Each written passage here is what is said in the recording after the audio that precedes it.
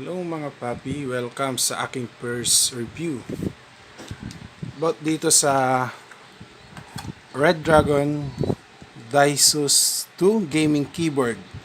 So actually sa box pa lang okay na, diba? Hindi mo siya mababasa kasi iba yung language niya, ewan. Pero support siya ng Windows XP, Vista, Win 7, Win 8, and Windows 10. So, next. So, dito tayo sa keyboard. Ito. Okay, so next. Sa physical appearance, okay naman siya. Aluminum, then naka-round dito yung LED niya. So may dalawang plastic sa likod yung stand niya. Pasensya na sa table ko kasi hindi pa dumating yung gamepad ko. Mag-order ka sa Lazada, baka bukas dumating na, so pagtsagaan na muna. So balik tayo dito. Nandito na yung mga function niya. So manual, so kailangan natin basahin para may turo yung function ng RGB niya. Dito, first function delete. And so neon mode niya, red, blue, and green colors. So ayan, makikita mo naman.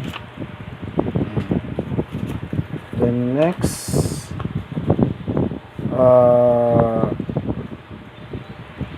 function insert. So pipili ka ng colors na gusto mo. Ay hindi, ito yung automatic siya. 7 colors. So function end. Yan.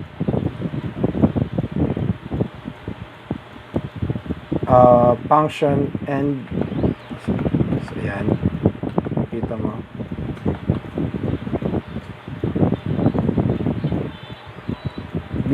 Enable or disable the breathing mode of the backlight. Yan.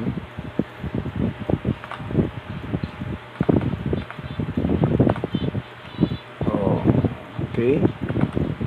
Next, function home. Static mode in one of 7 colors: red, green, blue, yellow, purple. Function page up. Static mode in one of 3 colors sequence: red, blue, green. And so 3 colors siya. Yung gusto mo pumili kung anong yung breathing niya, kung anong mode niya. 3 colors siya: red, blue, green. And next, function page down. So ito yung on off niya. Okay.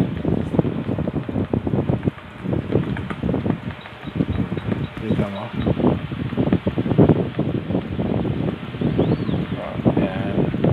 Yan. So dito naman lahat pwede mo naman siyang basahin. Pwede mo, sa YouTube marami, so pwede mong panoorin yung akin. Next, ito. Brightness adjustment. So function arrow, up and down lang siya. Para may adjust mo yung brightness niya. Siguro mas maganda. Yan, breathing.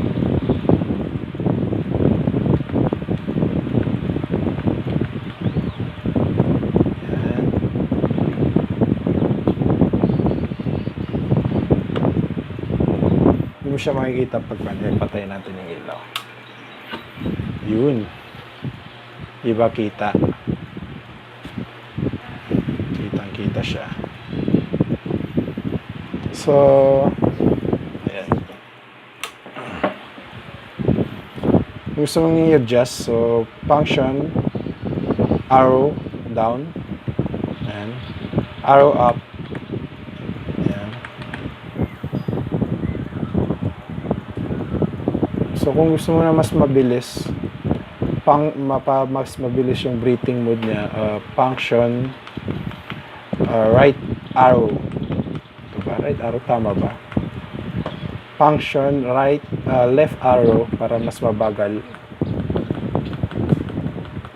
Ayan. So meron din siyang Windows key lock function para naman sa mga gamer to eh. Para hindi siya nagpa-function to, para hindi lumabas sa Windows, hindi lumabas yung window tuwing nag-game siya. So sa rate ko rito in 1 to 10 is higher, so okay naman. 8, mabigat siya, mahaba yung cable, and pwede naman sa typing mode. Ewan ko lang sa mga gamers, hindi siya as in totally, pero smooth siya, smooth, maganda. Ayan. Gusto ko yung white. Ayan. Yeah.